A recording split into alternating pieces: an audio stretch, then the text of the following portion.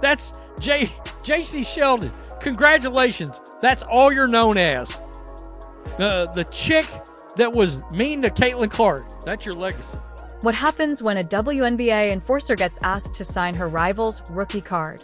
You get one of the most savage autograph moments of the season.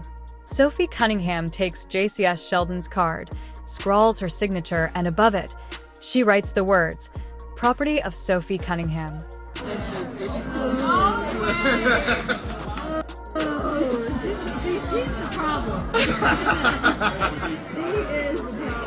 The fan says it out loud. Lexi Hull's dying laughing, and everyone's caught in disbelief. But why does this tiny piece of cardboard feel like a massive dunk on Sheldon? This wasn't just shade. This was Sophie cementing her role as the league's queen of subtle smack talk. Of course, Sophie Cunningham owned Jacy Sheldon from the same game that Marina Mabrey did the massive body slam into Caitlin Clark on. It's a Monday afternoon. No game on the schedule. Just an easy off vibe at a Fever fan event. No scoreboard, no film sessions. Just players hanging out behind a table signing shirts, hats, and glossy photos. People are chatting, laughing, snapping pictures. It's the kind of atmosphere where nothing overly dramatic is supposed to happen. And then right in the middle of it, a fan steps up holding something that's immediately out of place. This one is kind of crazy. When you get Sophie Cunningham to sign a Jacy Sheldon rookie card with property of, that is crazy.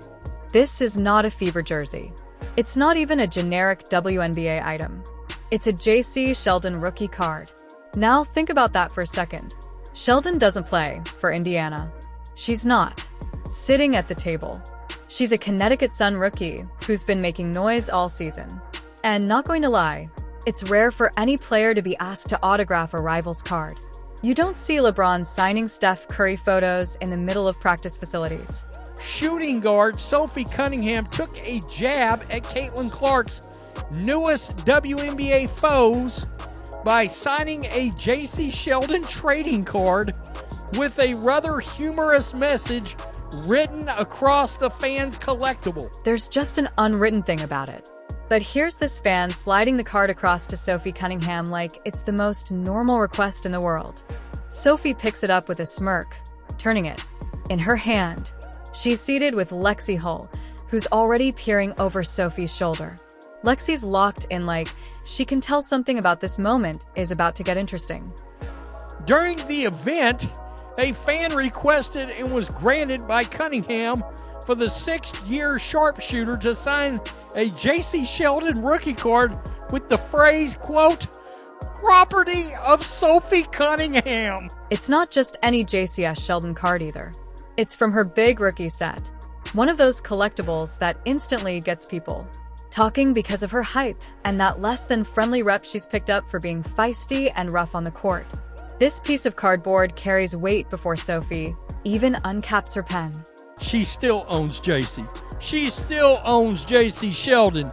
And what's great is she's got a great sense of humor about it, and she's not shy about it. I mean, what are they going to do? She literally put the Steven Seagal Aikido hip flip. Here's where it shifts from odd to legendary. Sophie leans in, signs it, but doesn't stop there. She scribbles something across the image, and not in a tiny corner either. She writes big enough for anyone to notice. Property of Sophie Cunningham just sitting there above Sheldon's photo, like it's an official stamp. The fan looks down, sees the words, and in the video you can hear them read it out loud. And as soon as they do, Lexi loses it. With teammate Lexi Hull sitting beside her, both laughed at the reference by the fan as the team has had a number of meaningful, eventful meetings with Sheldon so far this season. Sophie's grinning, laughing with her teammates. This isn't awkward. This isn't hesitant. This is confidence mixed with just the right amount of petty. To anyone watching from a distance, it could seem like just a harmless joke. But if you followed these two during the season, you know it wasn't random. She's got all the aura right now, all of it. Got the podcast, And a damn good one. I mean, when's the next podcast drop? News is getting slow. There's got to be at least 3 or 4 good things in every Sophie Cunningham podcast. The air in that moment had this unspoken. We know exactly what this means, energy. Sophie and Lexi reacting instantly like they'd been waiting for a chance to do this tells you everything. And the thing is, this little pen swipe had roots. It wasn't just a spontaneous clapback and marker.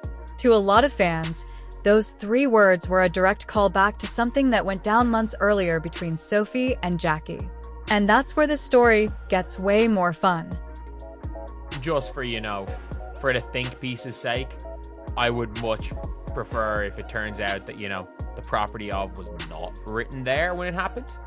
But, yeah, it's all around a thing where it's a little bit funny. Why would Sophie feel so comfortable stamping her name across a rookie card of someone she doesn't even play with? Because for her, this wasn't just about a random trading card. It was more like adding punctuation to a sentence she started months ago. If you rewind to an earlier regular season game between the Indiana Fever and the Connecticut Sun, that's where the frustration between her and Jacy Sheldon pulled into the spotlight.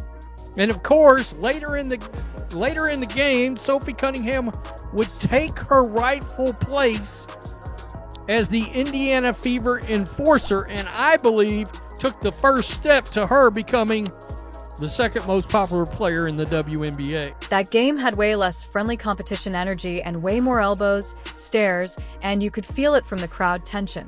It wasn't just them jockeying for position. You had Sheldon flying into plays, Sophie giving her that deadpan, "I'm not here for this. Look." And then one moment that basically put an asterisk on the game. Sheldon gets flagged for a dangerous knee to the groin during a drive. The refs nailed it as a flagrant. The Fever bench reacted big, and Sophie was right in the mix, making sure her presence was felt. Sheldon going coast to coast. And here we got another breakers here as Jacy Sheldon goes right after Sophie Cunningham. That's a flagrant foul. It's a hard foul. You could say it's a play on the ball, but... When something like that happens early in a rookie season, it doesn't just go away. It sticks in everyone's memory, especially the people on the receiving end. And honestly, even Sheldon's first year in the league was anything but a quiet rookie run. Her style is aggressive, borderline reckless at times, and that's already gotten the league and fans talking. Cunningham is everywhere. Arby's walking in. She's the best looking woman walking into these WNBA arenas. I mean, black belt Barbie, anybody? Black belt Barbie. Should we put that on a t-shirt? Yeah, just wondering. Blonde hair, she's got the Barbie thing down. She does. And she's a black belt. She's in the headlines for her hustle and her hits almost as much as for her points. That's not me exaggerating. That's the narrative fans have been running with. And Sophie. She's the person you do not want to give a reason to remember you in a bad way. She's the Fever's unofficial enforcer. The player who will drop a bucket when it matters, but also make sure nobody pushes her teammates around without hearing from her. She'll turn that thing into Fight Club out there on the court, and I suspect these players know it. You may not want to do that. Don't do that, Sophie. This is hilarious. It really is. The best way it can be described. Sophie's like the bodyguard, who also runs the PR department. She can set the tone physically, and also control how the story gets told after the buzzer. That's a rare combo in this league, and it's exactly why something like the property of line hits so much harder than it would from anyone else. Of course, later in the game, Sophie Cunningham would take her rightful place as the Indiana Fever enforcer, and I believe took the first step to her becoming the second most popular player in the WNBA. Here's a detail that adds another layer for the people who've been tracking Sheldon's career so far. She's already been on the move, more than most rookies. Drafted 5th by Dallas, traded out, and already on her 3rd squad in about a year and a half. That sense of instability gets joked about online all the time. And when Sophie writes property of on her card, some fans connected that to the whole you can get moved narrative instantly. By the way, can you stay with the team? You got selected by Dallas. You're already on your third squad in 18 months. God. Oh, they drafted her and was like, we missed on this one. Can we get a ham sandwich if we trade her? So, when the autograph clip dropped, it wasn't just funny. It clicked. People instantly tied it back to this chippy, physical, almost petty backstory. It felt like a punchline that was months in the making, and it didn't even need context for everyone to love it. And once fan accounts got their hands on that video, it took about 5 seconds for it to start spreading everywhere. I really want to believe that Sophie Cunningham was just asked to sign the card. That it was nothing to do with that the property of wasn't written there. It would be like, look, it would be absolutely funnier if that was the case. It would be so much funnier. How does one autograph go from a funny little throwaway moment at a fan event to basically owning the WNBA timeline for full 24 hours? That's what happened here. The video didn't come from some media crew or the official Fever account. Nope. It started on a fan account called Sophie Cunningham Central. They posted the clip, and from there it was like hitting refresh on your feed and seeing new versions of it everywhere. You know, the royalties in that marketing is finest. It's Sheldon's card, she gets paid. Which I thought, maybe I'll get a print of her tussle with Jacy and get her to sign it. Well, she 100% would.